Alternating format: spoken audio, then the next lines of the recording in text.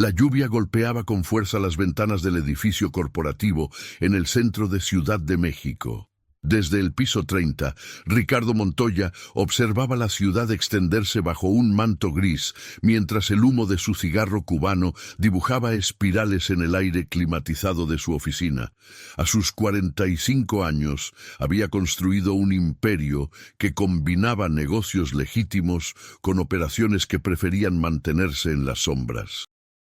Para el mundo era el respetable dueño de una cadena de restaurantes y casinos, pero quienes realmente conocían a Ricardo sabían que su verdadero poder radicaba en el control de varias plazas estratégicas de la ciudad. Llevaba años perfeccionando la fachada perfecta. Su empresa, Grupo Montoya, era conocida por sus contribuciones a obras de caridad y por sus restaurantes de alta cocina que atraían a políticos y empresarios de toda la República. Pero detrás de esas puertas de caoba y cristales polarizados, Ricardo movía hilos que conectaban desde el puerto de Veracruz hasta la frontera norte. Había aprendido desde joven que en México, para sobrevivir en este negocio, necesitabas 3 cosas: lealtad absoluta, inteligencia para mantenerte un paso adelante de tus enemigos y la capacidad de parecer invisible cuando era necesario. Si te está gustando esta historia, no olvides suscribirte y déjame un comentario diciéndome desde dónde nos estás viendo. Ahora, continuemos. Esa tarde de octubre, mientras revisaba los reportes financieros de sus negocios legítimos, algo llamó su atención. A través de la pared de vidrio que separaba su oficina del área de secretarias, vio a Sofía Ramírez, su asistente personal durante los últimos 3 años, hablando en voz baja por teléfono. No era inusual verla hacer llamadas, pero había algo en su lenguaje corporal que despertó sus instintos. Sofía miraba constantemente hacia los lados. Su mano libre jugueteaba nerviosamente con un mechón de cabello negro, y sus labios apenas se movían, como si temiera que alguien pudiera leer sus palabras. Ricardo apagó el cigarro en el cenicero de cristal y se reclinó en su silla de cuero italiano. Sofía había llegado a su vida en un momento complicado. 3 años atrás, cuando su anterior asistente había intentado venderle información a un cartel rival, Ricardo había tenido que tomar medidas drásticas. La posición requería a alguien absolutamente confiable, alguien que entendiera la naturaleza delicada de su trabajo sin hacer preguntas innecesarias. Sofía había llegado recomendada por su contador, un hombre que llevaba 20 años manejando las finanzas más complejas de la organización. Desde el principio, Sofía demostró ser extraordinariamente competente. Manejaba su agenda con precisión militar, coordinaba reuniones con la discreción de un agente secreto y, más importante aún, nunca había dado señales de curiosidad sobre los aspectos menos convencionales de sus negocios. Tenía 28 años, era licenciada en Administración por la UNAM y provenía de una familia humilde de Iztapalapa. Ricardo conocía su historia porque investigaba a fondo a cualquiera que trabajara cerca de él. El padre de Sofía había muerto cuando ella era adolescente, y su madre trabajaba limpiando casas para pagar su educación. Esa historia de superación le había generado simpatía, pero en su mundo la simpatía nunca podía superar la precaución. La observó colgar el teléfono con movimientos apresurados y regresar a su escritorio. Sofía abrió una carpeta, pero sus ojos no parecían enfocarse en los documentos. Ricardo activó el intercomunicador. «Sofía, ven a mi oficina, por favor». Unos segundos después, ella entró con su habitual profesionalismo, llevando una tablet y una sonrisa cortés que no alcanzaba sus ojos. Vestía un traje sastre negro que proyectaba autoridad sin llamar demasiado la atención, exactamente como él prefería que luciera su personal de confianza. «¿Necesita algo, señor Montoya?» Ricardo la estudió por un momento que se sintió eterno. «Siéntate», Necesito que repasemos la agenda de la próxima semana. Mientras Sofía revisaba los compromisos, Ricardo la observaba con atención. Había algo diferente en ella durante las últimas semanas. Pequeños detalles que individualmente no significaban nada, pero juntos formaban un patrón preocupante. Llegaba unos minutos tarde ocasionalmente, algo impensable en ella.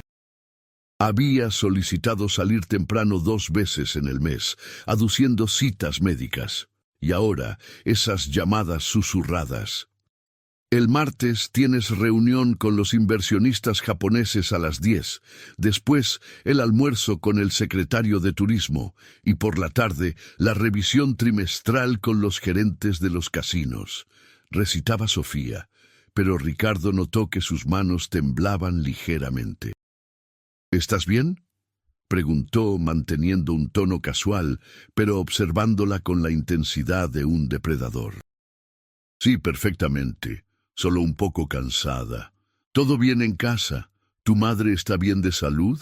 Sofía levantó la vista, sorprendida por la pregunta personal. Sí, ella está bien. Gracias por preguntar.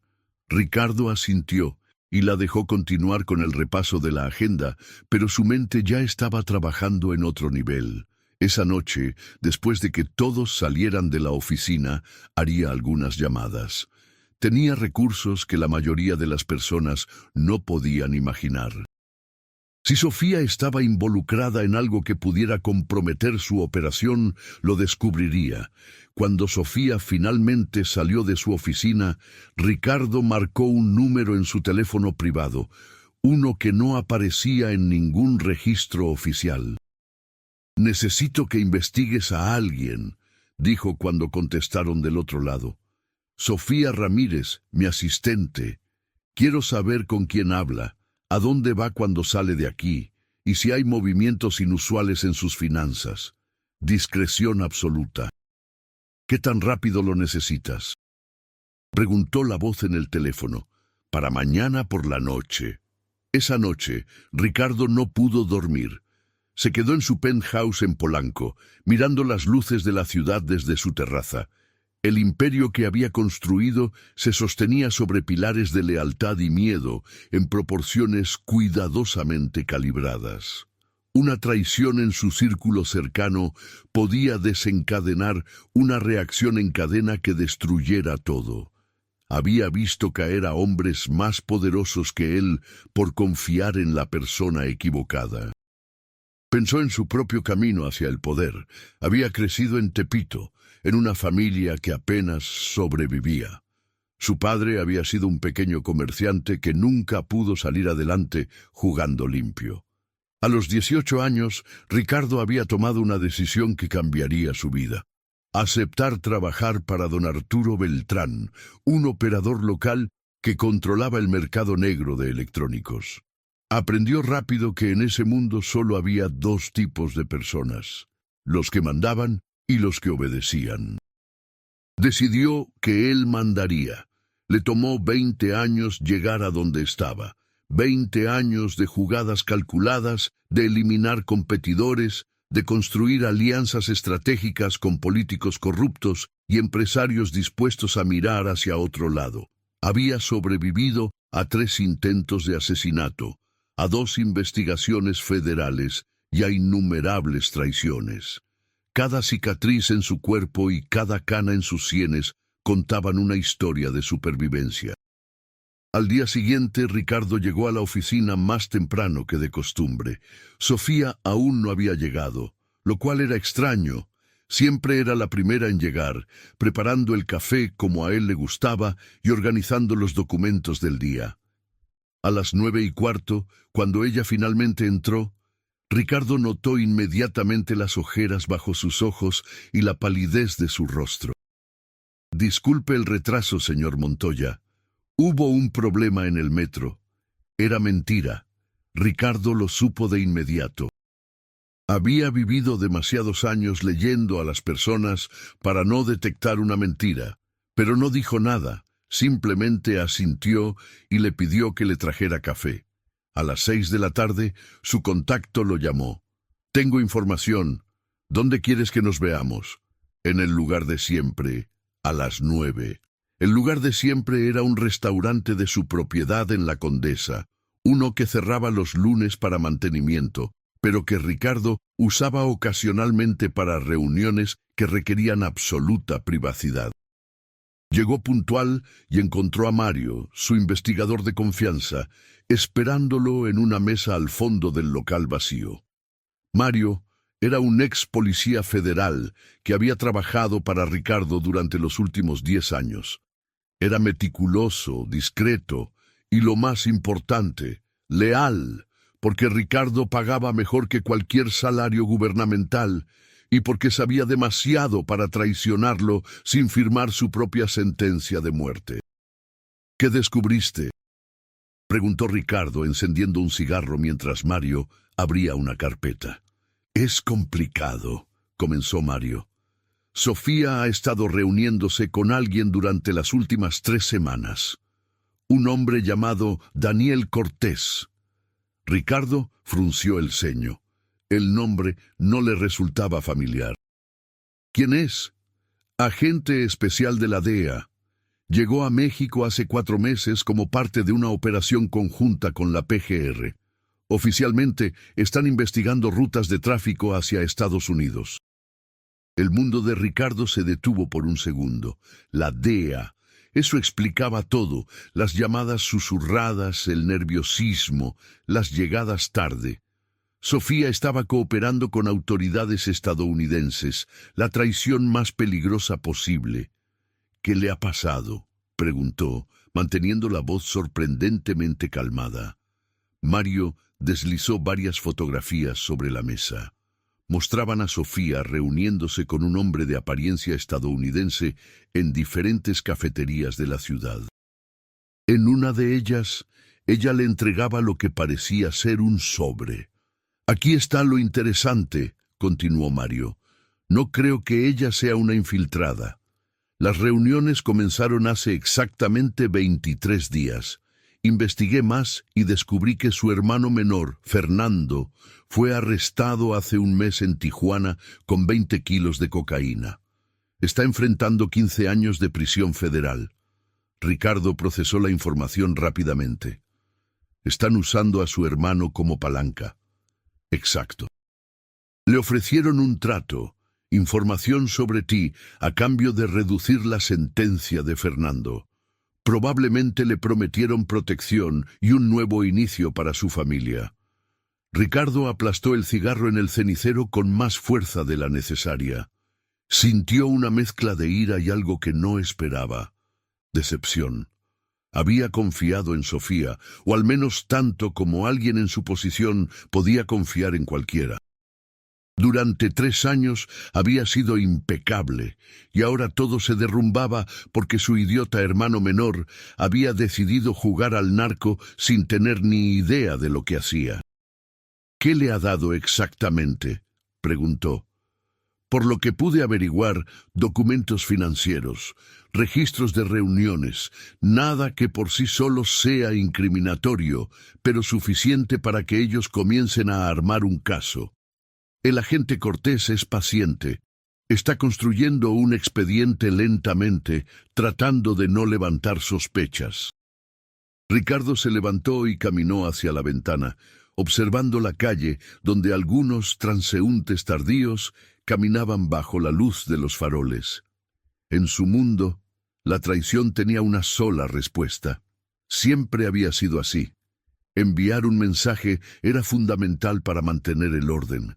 Si alguien te traicionaba y no había consecuencias, se abría la puerta para que otros hicieran lo mismo. Pero mientras miraba su reflejo en el cristal, algo en su interior vaciló. Sofía no había buscado traicionarlo. No había vendido información por codicia o ambición. La habían forzado a elegir entre él y su hermano. ¿Qué habría hecho él en su lugar? Recordó sus propios inicios, cuando haría cualquier cosa por proteger a su madre y hermana menor. ¿Cuánto tiempo tenemos antes de que ellos actúen?, preguntó sin voltear. Difícil saberlo. Estas investigaciones pueden tomar meses o años, pero cada reunión de Sofía con Cortés nos acerca más al peligro. Ricardo regresó a la mesa y se sentó pesadamente. Por primera vez en años, sentía el peso de sus decisiones de una manera diferente. Podía resolver esto de la forma tradicional. Sofía desaparecería. Su cuerpo nunca sería encontrado, y el mensaje quedaría claro para cualquiera que considerara traicionarlo. Pero esa solución, aunque efectiva, lo convertiría exactamente en el monstruo que la DEA quería pintar. «Quiero que averigües todo sobre este agente Cortés», ordenó finalmente. «¿Dónde vive? Sus rutinas, sus debilidades. Y necesito los detalles exactos del caso de Fernando Ramírez. Todo». Mario asintió, guardando la carpeta. «¿Vas a actuar contra ella?» Ricardo lo miró con ojos fríos. «Todavía no he decidido, pero cuando lo haga, quiero tener todas las opciones sobre la mesa». Durante los siguientes 3 días, Ricardo observó a Sofía con renovada atención. Ella trabajaba con la misma eficiencia de siempre, pero él podía ver el peso de su secreto en cada movimiento.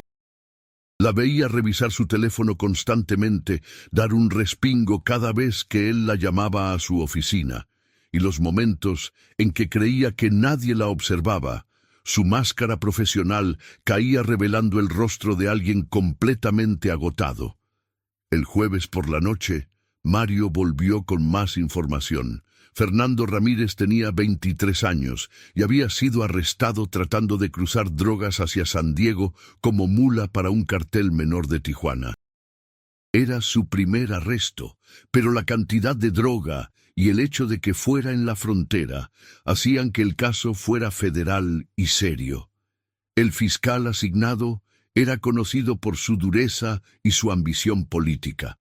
No daría tregua sin algo sustancial a cambio. El agente Daniel Cortés resultó ser más interesante. 37 años, divorciado, sin hijos. Había trabajado en operaciones en Colombia y Perú antes de ser transferido a México. Tenía reputación de ser meticuloso y paciente, construyendo casos sólidos que resistieran en corte. Vivía solo en un departamento en la Roma Norte. Llevaba una vida relativamente modesta, y por las apariencias, era uno de los pocos agentes que no podía ser comprado. «Hay algo más», agregó Mario. «Cortés tiene un superior que está presionándolo. Quieren resultados antes de fin de año para justificar el presupuesto de la operación.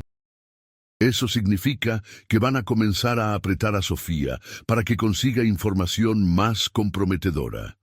Esa información cambió el cálculo de Ricardo. Si Cortés comenzaba a presionar a Sofía, ella podría cometer errores, ponerse más nerviosa, levantar más sospechas. O peor aún, podría sentirse tan desesperada que comenzara a fabricar información o a tomar riesgos que los pusieran a ambos en peligro inmediato. El viernes por la mañana, Ricardo tomó una decisión. Llamó a Sofía a su oficina justo antes del mediodía. Ella entró con su habitual profesionalismo, pero él notó que sus manos temblaban ligeramente al cerrar la puerta. «Siéntate, Sofía, necesitamos hablar». Ella obedeció, y Ricardo vio cómo tragaba saliva, preparándose mentalmente para lo que fuera que viniera. Él se tomó su tiempo, encendiendo un cigarro y dejando que el silencio se extendiera, observando cómo el nerviosismo de ella crecía con cada segundo. «¿Sabes cuánto tiempo llevas trabajando para mí?», preguntó finalmente. 3 años y 4 meses, señor Montoya. ¿En todo ese tiempo te he tratado mal alguna vez? ¿Te he faltado al respeto o he sido injusto con tu salario?» Sofía negó con la cabeza, confundida sobre hacia dónde iba la conversación. «No, señor, siempre ha sido justo conmigo». Ricardo se inclinó hacia adelante, apagando el cigarro. «Entonces, ¿por qué diablos estás cooperando con la DEA?» El color desapareció completamente del rostro de Sofía. Sus ojos se abrieron con terror puro, y su boca se abrió, pero no salió ningún sonido. Ricardo la observó desmoronarse frente a él, viendo cómo años de entrenamiento en mantener la compostura se evaporaban en un instante. Yo no... tartamudeó, pero las palabras no llegaban. «No me insultes negándolo», dijo Ricardo, manteniendo la voz sorprendentemente calmada. «Sé de las reuniones con el agente Cortés. Sé de los documentos que le has pasado, y sé de tu hermano Fernando y su situación en Tijuana». Sofía comenzó a llorar. No era un llanto delicado y contenido, sino sollozos profundos que sacudían todo su cuerpo. Se llevó las manos a la cara, y Ricardo pudo ver que toda la tensión de las últimas semanas finalmente la quebraba. «Por favor», logró decir entre sollozos. «Por favor, no lastimes a mi familia. Yo no tenía opción. Fernando es mi hermano menor. Es un idiota, pero es mi hermano. Me dijeron que pasaría 15 años en prisión. 15 años. Mi madre no sobreviviría a eso.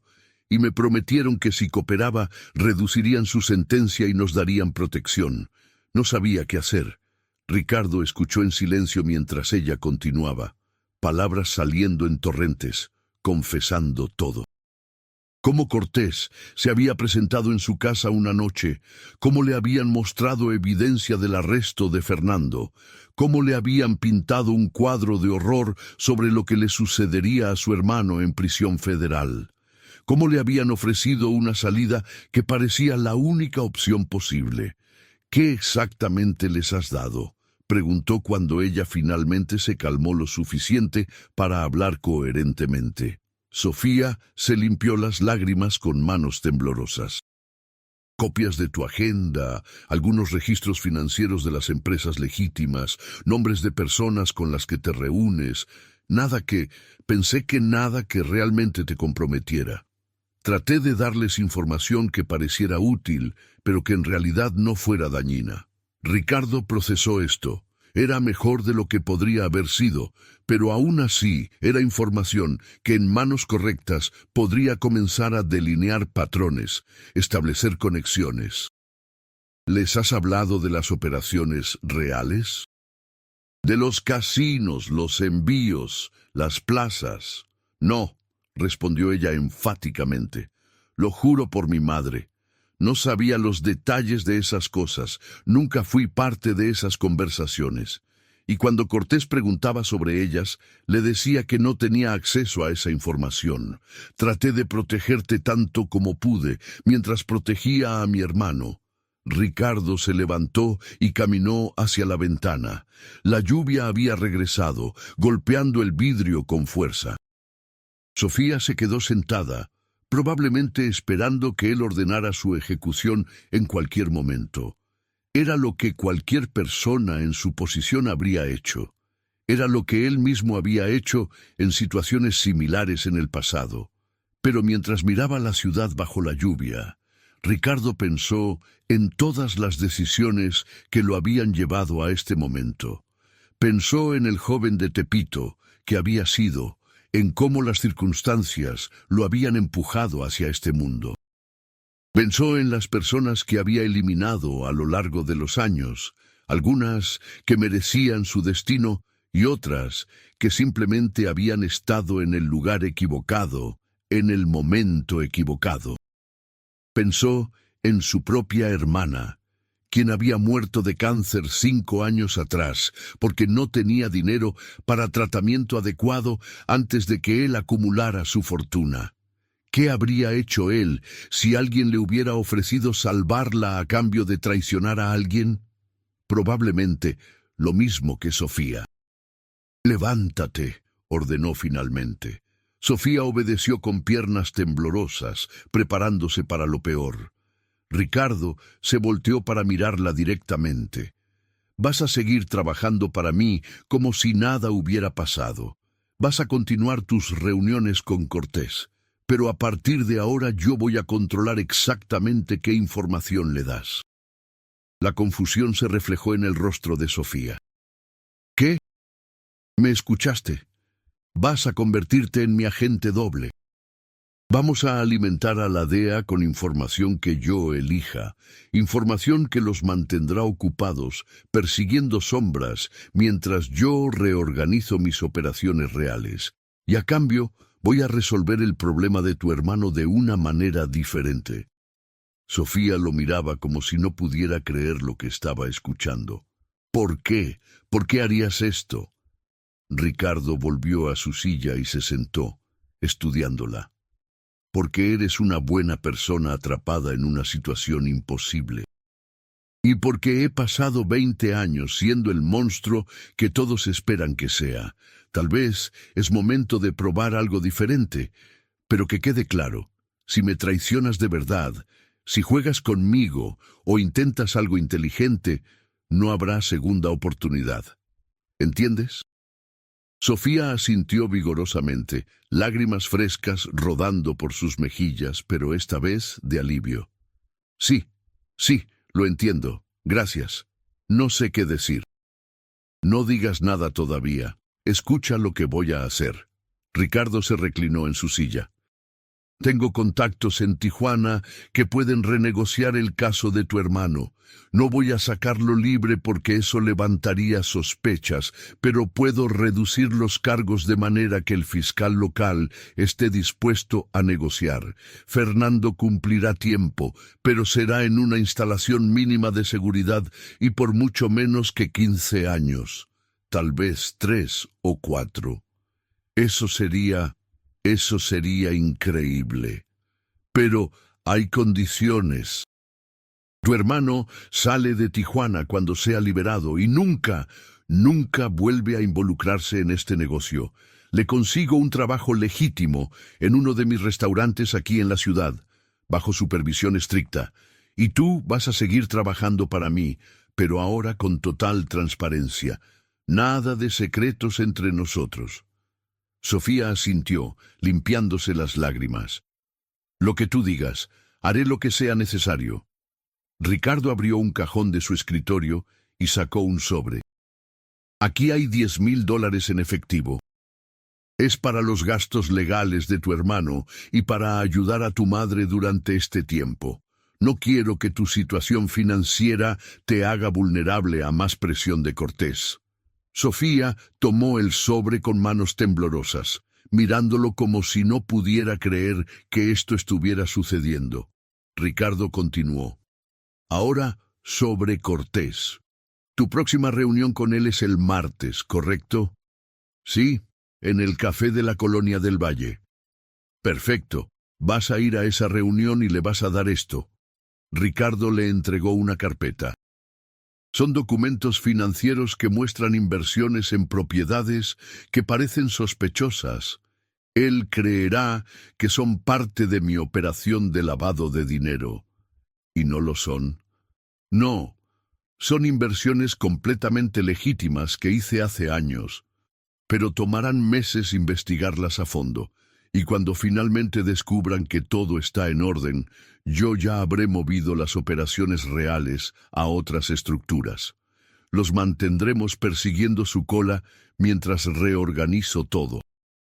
Sofía abrió la carpeta, hojeando los documentos. Esto es brillante. Es sobrevivencia, corrigió Ricardo. Y necesito que actúes perfectamente. Cortés es bueno en su trabajo. Si detecta que algo cambió, si notas que sospechas, todo se desmorona. Tienes que mostrar el mismo nerviosismo, la misma renuencia. Él tiene que creer que estás siendo forzada a cooperar, no que ahora trabajas para mí voluntariamente. ¡Puedo hacerlo! Ricardo la estudió por un momento largo. Eso espero. Porque ahora nuestras vidas están entrelazadas de una manera completamente nueva. Si tú caes, yo caigo. Y viceversa. ¿Estamos claros? Completamente claros. Durante las siguientes semanas, el plan de Ricardo se desarrolló con precisión. Sofía se reunió con Cortés según lo programado, entregándole información cuidadosamente curada que parecía valiosa, pero que en realidad llevaba a la investigación por caminos sin salida. Ricardo observaba cada movimiento, coordinándose con Mario para monitorear las reacciones de la DEA. Mientras tanto, puso en marcha su plan para Fernando. Llamó a Héctor Maldonado, un abogado de Tijuana que había trabajado para él en múltiples ocasiones. Héctor tenía conexiones en la oficina del fiscal y una habilidad especial para encontrar irregularidades procesales en arrestos. «Revisa el caso de Fernando Ramírez», instruyó Ricardo. «Busca cualquier error en el arresto, cualquier violación de procedimiento, y averigua qué necesita el fiscal para estar dispuesto a negociar». Héctor llamó 3 días después con buenas noticias. La detención de Fernando había tenido varias irregularidades. La búsqueda del vehículo había sido cuestionable y no había evidencia clara de que Fernando supiera que transportaba drogas. Con la representación legal adecuada, el caso podía ser reducido considerablemente. «¿Cuánto tiempo estás pensando?», preguntó Ricardo. «Con suerte puedo negociar 2 años, tal vez 3, y puedo argumentar para que cumpla sentencia en una instalación de seguridad mínima». «Hazlo. No escatimes en gastos».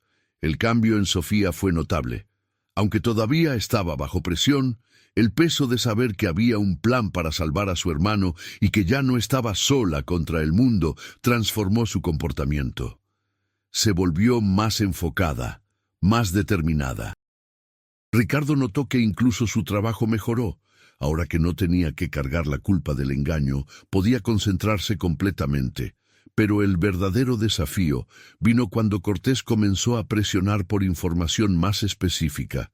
En su 5ª reunión, el agente de la DEA claramente estaba frustrado. «Los documentos que me has dado son útiles, Sofía», le dijo sentado en su café habitual. «Pero necesito algo más concreto. Necesito nombres de sus proveedores, detalles de envíos, cuentas específicas donde mueve el dinero del narcotráfico». Sofía, siguiendo el guión que Ricardo le había dado, mostró nerviosismo auténtico. «Ya te dije que no tengo acceso a esa información. Él me mantiene alejada de esas partes del negocio». Cortés se inclinó hacia adelante, su voz baja pero intensa. «Entonces encuentra la manera de acceder. Sabemos que Montoya está moviendo drogas. Tenemos información de otras fuentes que lo confirman. Lo que necesitamos es evidencia sólida que podamos presentar ante un juez. Tu hermano depende de esto, Sofía». Era exactamente el tipo de presión que Ricardo había anticipado. Esa noche, cuando Sofía le reportó la conversación, él asintió con satisfacción. «Perfecto. Ahora vamos a darle algo que parezca exactamente lo que está buscando». Pasó la siguiente semana construyendo un elaborado engaño. Creó documentos que sugerían una operación de transporte que supuestamente movía mercancía desde Sinaloa hasta Monterrey. Los documentos parecían auténticos, con códigos, fechas y contactos, pero en realidad la operación completa era ficticia. Los nombres eran de personas que no existían, las fechas no coincidían con ningún movimiento real, y las cuentas bancarias mencionadas eran señuelos vacíos. «Cuando le des esto a Cortés», instruyó a Sofía, «actúa como si te hubiera costado mucho obtenerlo. Dile que tuviste que quedarte tarde en la oficina, que arriesgaste mucho para conseguirlo. Él tiene que creer que es auténtico». Sofía tomó los documentos, estudiándolos. «¿Y qué pasa cuando investiguen y descubran que es falso? Para cuando se den cuenta, será demasiado tarde. Habrán gastado recursos y tiempo persiguiendo fantasmas. Y tú dirás que simplemente copiaste lo que encontraste, que no sabías que era información desactualizada o códigos para otra cosa. La duda razonable funcionará a nuestro favor. La estrategia funcionó mejor de lo esperado». Cortés recibió los documentos con entusiasmo visible. Ricardo, a través de sus contactos, pudo confirmar que la DEA había comenzado a seguir las pistas falsas, desplegando recursos para monitorear rutas que no existían y personas que eran fantasmas. Mientras tanto, Ricardo usó ese tiempo para reestructurar completamente sus operaciones reales. Movió sus verdaderas rutas de transporte a nuevos territorios, cambió sus métodos de comunicación y creó nuevas capas de empresas fantasma que harían casi imposible rastrear el dinero. Era un esfuerzo masivo que requería coordinación con docenas de personas en su organización, pero era necesario. Un mes después de su confrontación con Sofía, Ricardo recibió la llamada que había estado esperando.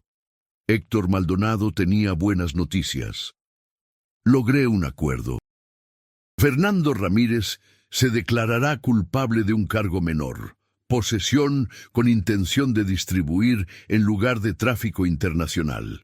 Cumplirá 24 meses en una instalación de seguridad mínima en Ensenada. Con buen comportamiento, podría salir en 18 meses. Ricardo cerró los ojos, sintiendo una satisfacción que no había experimentado en mucho tiempo. No era la satisfacción de cerrar un negocio lucrativo o de eliminar a un enemigo. Era algo diferente, algo que casi había olvidado que podía sentir. Excelente trabajo, Héctor. Asegúrate de que la familia Ramírez esté informada de inmediato. Cuando le dio la noticia a Sofía al día siguiente, ella se derrumbó en llanto frente a él. Pero esta vez eran lágrimas de gratitud y alivio. Se arrodilló frente a su escritorio, tomando sus manos. Gracias, gracias. No sé cómo pagarte esto. Ricardo la ayudó a levantarse, incómodo con la muestra de gratitud. Ya me estás pagando haciendo tu trabajo, y vas a continuar haciéndolo impecablemente. ¿Entendido? Sí, lo que sea que necesites. Pero la situación con Cortés y la DEA estaba lejos de terminar. El agente había mordido el anzuelo de la información falsa, pero eventualmente descubriría el engaño. Ricardo necesitaba un plan para cerrar esa puerta de manera definitiva, sin levantar sospechas que pudieran poner en peligro a Sofía o exponer sus propias operaciones. La solución vino de una fuente inesperada. Mario llegó una tarde con información que cambiaría todo el juego. «Tengo algo sobre Cortés», dijo, entrando a la oficina de Ricardo con una carpeta abultada. «Algo grande». Ricardo levantó la vista de los documentos que estaba revisando. «Habla. Cortés tiene un problema de juego. Casinos, apuestas deportivas, póker. Debe más de $150,000 a varios establecimientos en Las Vegas. Ha estado ocultándolo de sus superiores, pero está desesperado». Ricardo se reclinó en su silla, procesando la información. Un agente federal con deudas de juego era una vulnerabilidad enorme, no solo para el agente, sino para toda la investigación. Si esto salía a la luz, cualquier caso que Cortés estuviera construyendo sería cuestionado inmediatamente. Los abogados defensores argumentarían que un agente con problemas financieros podría plantar evidencia o fabricar testimonios. «¿Qué tan verificable es esta información?», preguntó. «Muy verificable. Tengo extractos de cuentas, registros de casinos, incluso correos electrónicos donde Cortés les suplica a los casinos que le den más tiempo para pagar. El tipo está en un hoyo profundo». Ricardo reflexionó sobre esto durante varios minutos. Tenía dos opciones. Podía usar esta información para chantajear a Cortés directamente, convirtiéndolo en un activo. O podía filtrar la información a los superiores de Cortés, destruyendo su credibilidad y por ende toda la investigación. La primera opción era tentadora pero arriesgada. Un agente bajo chantaje podría volverse impredecible, y Ricardo no necesitaba más variables incontrolables en su vida. La segunda opción era más limpia pero requería delicadeza. Si la filtración se rastreaba hasta él, confirmaría las sospechas de que era consciente de la investigación. Necesitaba un intermediario creíble, alguien que pudiera parecer haber descubierto la información de manera independiente. ¿Cortés tiene algún enemigo dentro de la DEA?, preguntó Ricardo. ¿Alguien que pudiera beneficiarse de su caída? Mario consultó sus notas. Hay tensión con su supervisor inmediato, un tipo llamado Robert Marshall.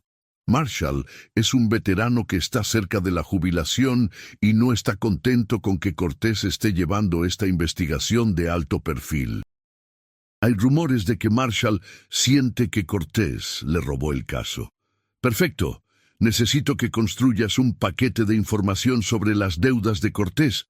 Hazlo parecer como si viniera de una fuente dentro de Las Vegas, alguien preocupado por la integridad de un agente federal, y asegúrate de que llegue al escritorio de Marshall de manera anónima. 3 días después, el paquete fue enviado. Ricardo esperó pacientemente mientras los eventos se desarrollaban. A través de sus contactos pudo confirmar que Marshall había recibido el paquete y había iniciado una investigación interna discreta. Mientras tanto, las reuniones entre Sofía y Cortés continuaban, pero Ricardo notó un cambio en las preguntas de la gente. Cortés estaba volviéndose más presionante, casi desesperado. Era evidente que sus superiores lo estaban presionando por resultados concretos. En la 8ª reunión, Cortés perdió la compostura profesional completamente. «Necesito más, Sofía», le dijo, su voz áspera de frustración. «Lo que me has dado no es suficiente. Mis jefes están cuestionando el valor de esta operación. Necesito algo que realmente incrimine a Montoya o vamos a tener que cerrar la investigación». Sofía, siguiendo las instrucciones de Ricardo, mostró su propia frustración. «Te he dado todo lo que puedo acceder sin levantar sospechas. Si presiono más, él se dará cuenta». «¿Y entonces qué?» «Mi hermano paga el precio». «Tu hermano ya tiene un acuerdo», respondió Cortés. «Eso está hecho». «Gracias a mi cooperación», contraatacó Sofía. «He cumplido mi parte. No puedo darte lo que no existe o lo que no puedo alcanzar sin destruirme en el proceso». Cortés se pasó las manos por el cabello, claramente agotado. En ese momento, Sofía pudo ver lo que Ricardo había predicho. Un hombre al borde del colapso, presionado por múltiples frentes, sus propios problemas personales devorándolo desde adentro. Una semana después, la bomba explotó. Marshall, después de completar su investigación interna, llevó sus hallazgos a los superiores de Cortés en la oficina de la DEA en Ciudad de México. Las deudas de juego fueron confirmadas, y peor aún, se descubrió que Cortés había estado usando fondos operacionales de manera cuestionable, supuestamente para pagar informantes, pero sin documentación adecuada. La investigación sobre Ricardo Montoya fue suspendida de inmediato. Cortés fue llamado de regreso a Washington para enfrentar una investigación formal. Cualquier evidencia que hubiera reunido fue puesta en cuarentena mientras se determinaba si había sido obtenida apropiadamente o si estaba contaminada por los problemas personales de la gente. Mario confirmó todo esto 3 días después. «Es oficial. La operación contra ti está muerta. Cortés está acabado. Probablemente enfrente cargos criminales por mal uso de fondos federales. Y todo el caso está siendo desmantelado». Ricardo permitió que una pequeña sonrisa cruzara su rostro. ¿Y Sofía? Limpia. Nadie sabe que ella estuvo involucrada. Todos los registros de sus reuniones con Cortés fueron confiscados como parte de la investigación sobre él, pero nadie los está revisando porque el foco está completamente en la corrupción de Cortés, no en sus fuentes. Era una victoria completa. No solo había neutralizado la amenaza, sino que lo había hecho de una manera que no levantaba sospechas sobre él y que protegía completamente a Sofía. Nadie en la DEA sospecharía que Ricardo había orquestado la caída de su propio investigador. Esa tarde llamó a Sofía a su oficina. Ella entró con expresión cautelosa, claramente consciente de que algo importante había sucedido, pero sin saber exactamente qué. «Siéntate», dijo Ricardo, su tono más relajado de lo que había sido en meses. «Tengo noticias». Cuando le explicó lo que había sucedido con Cortés y cómo la investigación había sido desmantelada, Sofía se quedó sin palabras. Se llevó las manos a la boca, lágrimas formándose en sus ojos. ¿Significa que terminó? ¿Realmente terminó? Terminó. Ya no hay investigación. Tu hermano tiene su acuerdo y lo cumplirá sin que nadie lo use como palanca, y tú estás completamente a salvo. Sofía se levantó, y por un momento Ricardo pensó que lo abrazaría. Pero ella se contuvo, simplemente asintiendo mientras las lágrimas rodaban por sus mejillas. «No sé qué decir. Me has salvado la vida, a mí y a mi familia». Ricardo se levantó y caminó hacia la ventana. El sol estaba comenzando a ponerse sobre la ciudad, pintando el cielo de naranjas y rosas. Hice lo que era necesario, y lo hice porque creo que las personas merecen segundas oportunidades cuando están en situaciones imposibles. Se volvió para mirarla. «Pero ahora tenemos que hablar sobre el futuro, sobre cómo avanzamos desde aquí». Sofía se secó las lágrimas componiendo su expresión. «Lo que necesites. Soy completamente leal a ti ahora. Lo sabes, ¿verdad?» «Lo sé. Pero quiero más que lealtad por gratitud. Quiero que construyamos algo diferente aquí». Ricardo regresó a su escritorio. «Durante estas semanas, trabajando contigo en esto, me di cuenta de algo. He pasado 20 años construyendo este imperio con miedo y violencia. Y funciona, no puedo negarlo. Pero también me ha costado todo lo demás. No tengo familia, no tengo amigos reales. Solo tengo empleados y asociados que me temen más de lo que me respetan». Se sentó pesadamente. «Tengo 45 años. Soy rico más allá de lo que necesitaré en varias vidas. Y estoy solo, completamente solo. Esta experiencia contigo me mostró que tal vez hay otra manera de hacer las cosas». Sofía lo escuchaba atentamente, comprendiendo que estaba presenciando un momento de vulnerabilidad real de un hombre que rara vez mostraba debilidad. «Quiero comenzar a transicionar mis operaciones», continuó Ricardo. «No de la noche a la mañana. Eso sería imposible y peligroso, pero gradualmente. Quiero invertir más en los negocios legítimos, en los restaurantes, en bienes raíces. Quiero construir algo que pueda durar más allá de mí, sin requerir constante violencia para mantenerlo». «Es un objetivo ambicioso», dijo Sofía cuidadosamente, «pero también peligroso. Otros en tu industria verán cualquier debilidad como una oportunidad». «Lo sé. Por eso necesito personas en las que pueda confiar completamente para ayudarme a navegar esta transición. Personas como tú, que entienden ambos mundos, el legítimo y el otro». Ricardo abrió otro cajón de su escritorio y sacó un sobre. «Esto es un contrato nuevo. Estoy promoviendo a directora de operaciones de todas mis empresas legítimas. Triplicará tu salario actual, con bonos sustanciales basados en rendimiento. Supervisarás los restaurantes, los casinos legales, las propiedades inmobiliarias, todo lo que puede verse a la luz del día». Sofía tomó el sobre con manos temblorosas, abriéndolo y leyendo los términos. Sus ojos se agrandaron al ver las cifras.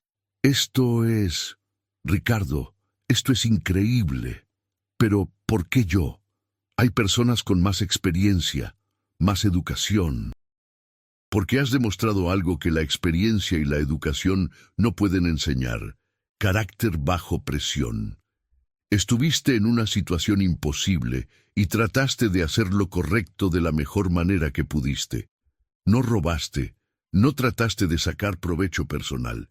Intentaste proteger a tu familia mientras minimizabas el daño a todos los demás.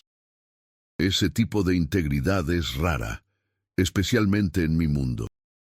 Se levantó y extendió su mano. Entonces, ¿qué dices? ¿Quieres ayudarme a construir algo mejor? Sofía estrechó su mano, su agarre firme y decidido. Sí, absolutamente sí. Los siguientes meses trajeron cambios dramáticos a la organización de Ricardo. Con Sofía manejando las operaciones legítimas, él pudo enfocarse en desenredar gradualmente las operaciones más riesgosas de su imperio. Comenzó a vender territorios a otros operadores, negociando salidas que no lo dejaran vulnerable a represalias. No fue fácil. Hubo resistencia de dentro de su propia organización, hombres que habían trabajado para él durante años y que veían cualquier cambio como traición a lo que habían construido juntos. Ricardo tuvo que ser firme, a veces despiadadamente firme, para dejar claro que esta era la nueva dirección y que quien no estuviera de acuerdo podía irse pacíficamente si cooperaban o de otra manera si no lo hacían. Sofía demostró ser una administradora excepcional. Bajo su dirección, los restaurantes comenzaron a expandirse a nuevas ubicaciones. Implementó sistemas modernos de gestión, mejoró la capacitación del personal y, más importante, comenzó a atraer inversores legítimos que veían valor en el negocio sin saber nada de su oscuro pasado. El casino legal en Guadalajara, que había sido principalmente una operación de lavado de dinero, se transformó en un negocio verdaderamente rentable por derecho propio.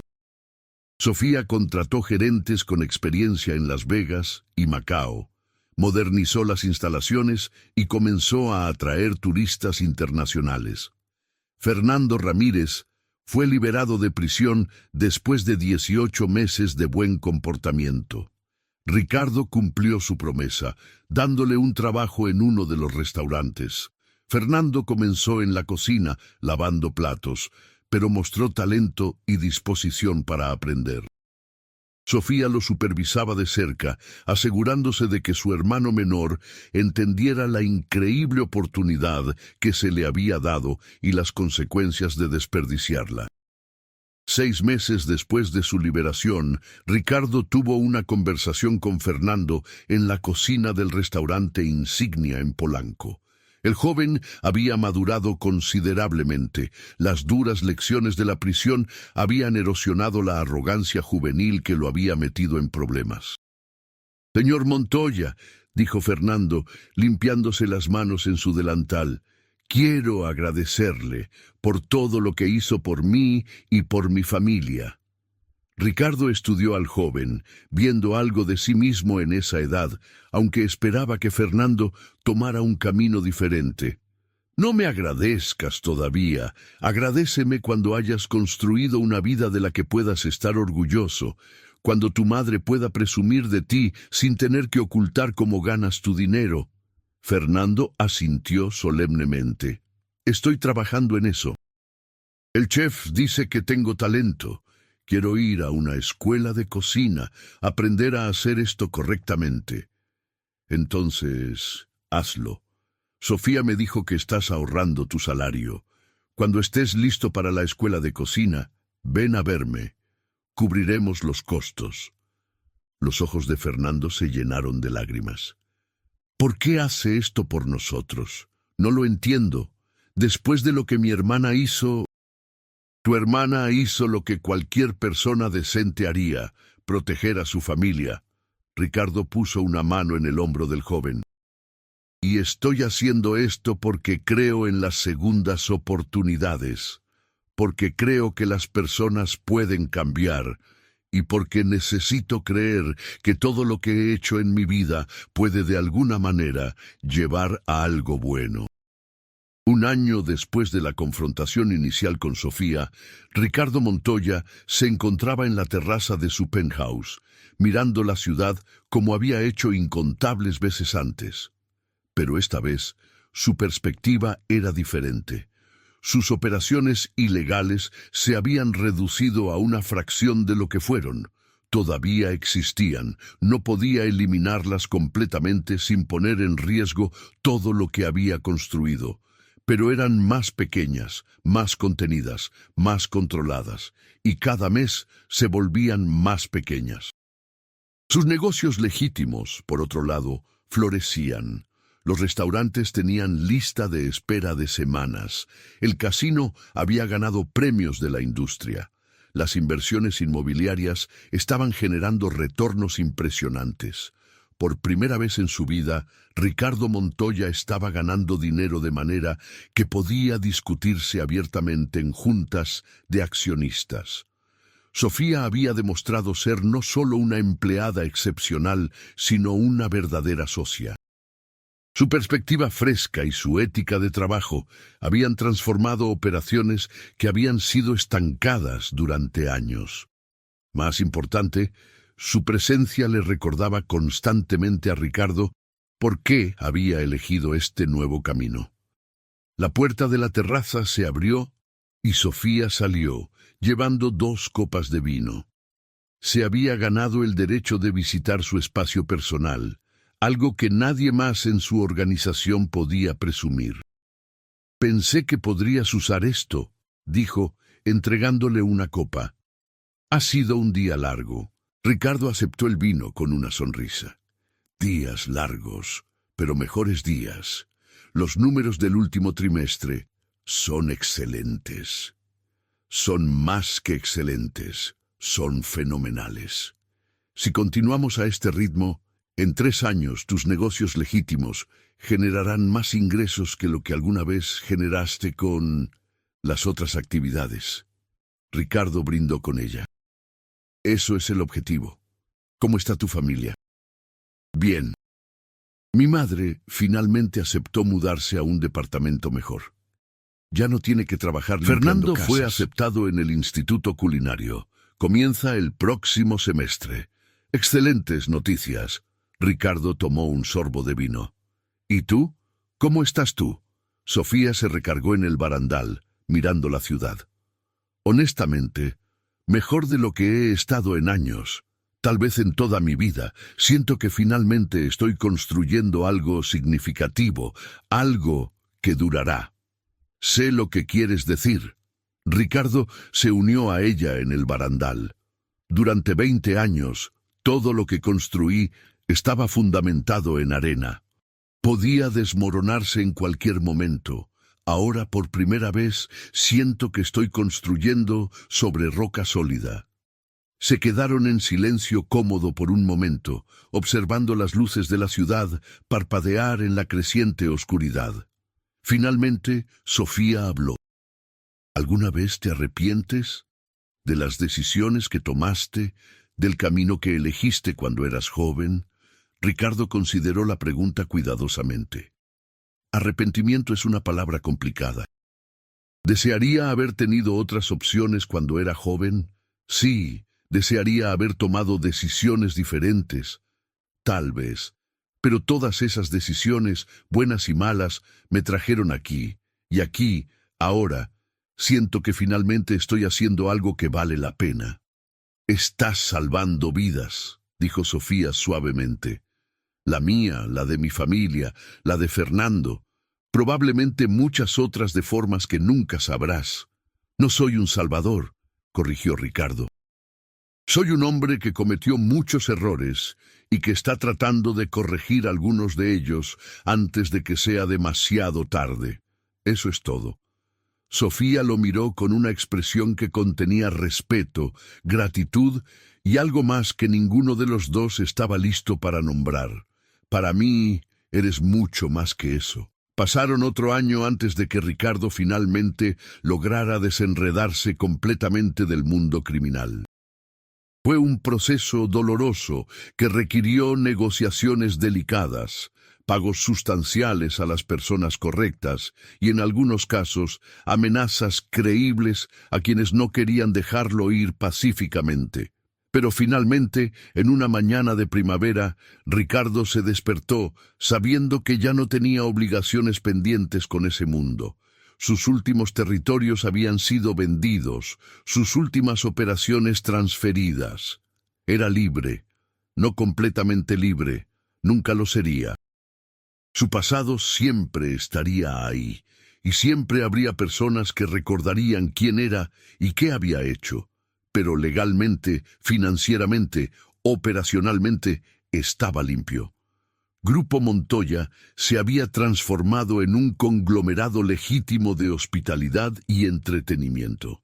Tenía 15 restaurantes en 5 ciudades, 3 casinos legales y un portafolio de propiedades inmobiliarias valuadas en cientos de millones de pesos. Empleaba a más de 1000 personas en trabajos legítimos y bien pagados.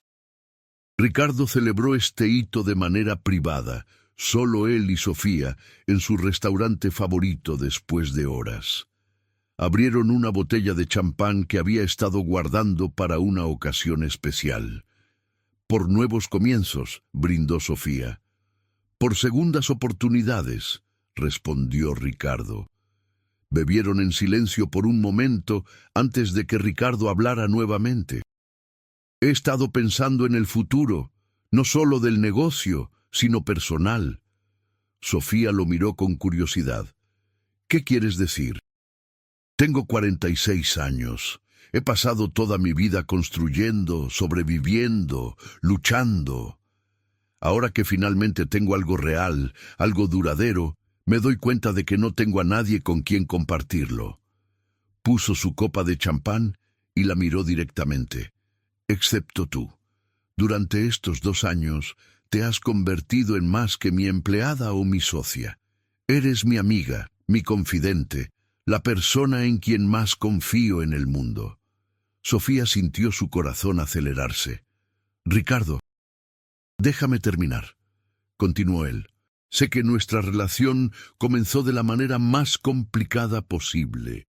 Sé que nuestro pasado tiene sombras que nunca desaparecerán completamente. Pero también sé que cuando estoy contigo, siento que puedo ser una mejor versión de mí mismo. Me haces querer ser mejor. Se levantó y caminó hacia ella, tomando sus manos. No sé si esto tiene sentido o si estoy completamente loco por preguntar después de todo lo que ha pasado entre nosotros. Pero, ¿hay alguna posibilidad de que puedas verme como algo más que tu jefe? ¿Como alguien con quien podrías construir un futuro? Sofía sintió lágrimas formándose en sus ojos. Durante meses había estado luchando con sus propios sentimientos, sentimientos que parecían inapropiados dada su historia, pero la verdad era que Ricardo había demostrado ser diferente de lo que ella esperaba. Había mostrado compasión cuando podría haber mostrado crueldad. Había elegido la redención cuando podría haber elegido la venganza. «No estás loco», dijo finalmente, su voz apenas un susurro. «He estado sintiendo lo mismo, pero tenía miedo de admitirlo incluso a mí misma. Pero sí, Ricardo, sí puedo verte de esa manera. De hecho, ya te veo de esa manera». Ricardo la acercó abrazándola gentilmente. Era el primer contacto físico real entre ellos fuera del contexto profesional, y se sentía correcto de una manera que ninguno de los dos esperaba.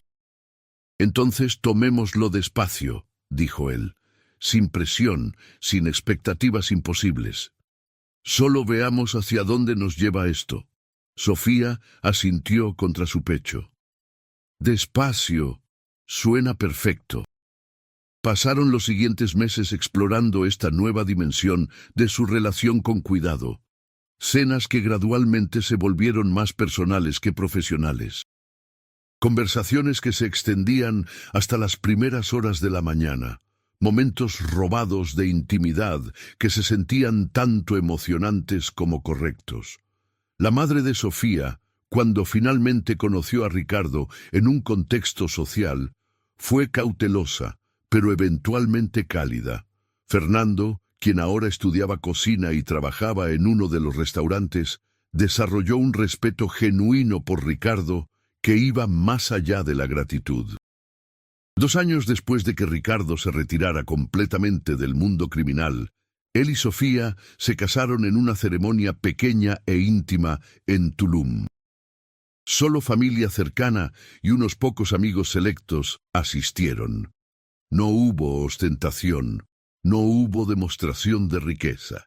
Solo 2 personas que habían encontrado el camino hacia la redención juntas, comprometiéndose a un futuro compartido. Durante su luna de miel, en una villa privada con vista al Caribe, Ricardo reflexionó sobre el extraño camino que lo había llevado hasta ese momento. Todo había comenzado con sospechas de traición, con la posibilidad muy real de que hubiera terminado en violencia y tragedia. Pero en lugar de eso, ese momento de crisis se había convertido en un catalizador para la transformación completa de su vida. ¿En qué piensas?, preguntó Sofía, acurrucada junto a él, mientras observaban el atardecer desde la terraza de su villa. En cómo un susurro cambió todo, respondió Ricardo. Ese día, cuando te vi susurrando por teléfono, estaba listo para resolver el problema de la única manera que conocía. Pero algo en mí vaciló, y ese momento de vacilación lo cambió todo. Sofía tomó su mano entrelazando sus dedos. Creo que no fue vacilación, creo que fue sabiduría. La sabiduría de ver más allá de tus instintos iniciales y encontrar un mejor camino. Tal vez, Ricardo besó su frente. O tal vez simplemente tuve suerte de que la persona que estaba susurrando fueras tú. Alguien que merecía una segunda oportunidad. Alguien que me haría querer ser mejor. Nos dimos segundas oportunidades mutuamente, corrigió Sofía, y las convertimos en algo hermoso. El sol se hundió bajo el horizonte, pintando el cielo en tonos de oro y púrpura. En ese momento, Ricardo Montoya no era el jefe mafioso que había sido, ni el empresario legítimo que se había convertido. Era simplemente un hombre que había encontrado la redención a través de las circunstancias más improbables, guiado por una mujer que había visto su potencial para el cambio incluso cuando él mismo no podía verlo. Los siguientes años trajeron más crecimiento y éxito. Grupo Montoya se expandió internacionalmente, abriendo restaurantes en Texas y California. Fernando se convirtió en un chef reconocido, eventualmente abriendo su propio restaurante con el respaldo de Ricardo y Sofía. La madre de Sofía vivía cómodamente, finalmente libre de las preocupaciones financieras que habían definido la mayor parte de su vida. Ricardo se involucró en obras de caridad genuinas, no como fachada, sino por convicción real. Estableció un programa de becas para jóvenes de barrios difíciles, proporcionando oportunidades educativas que él nunca tuvo. Creó empleos que daban a las personas alternativas al crimen organizado. No era penitencia, aunque algunos podrían verlo así. Era una elección consciente de usar sus recursos para crear algo positivo en el mundo, para equilibrar, aunque fuera levemente, el daño que había causado en su vida anterior. 5 años después de su boda, Sofía dio a luz a una niña que nombraron Elena. Mientras Ricardo sostenía a su hija por primera vez en el hospital, sintió una emoción que nunca había experimentado. Esperanza pura y sin complicaciones para el futuro. Esta niña nunca conocería al hombre que él había sido.